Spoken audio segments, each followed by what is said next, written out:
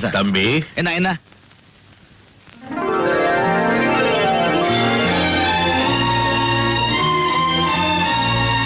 உன் பேர் என்னப்பா? ராஜா. உங்க அப்பா அம்மா உனக்கு நல்ல பேரா தான் வச்சிருக்காங்க. உன்னுடைய நல்ல குணத்துக்கு உண்மையிலேயே நீ ராஜா தான். போயிட்டோம்.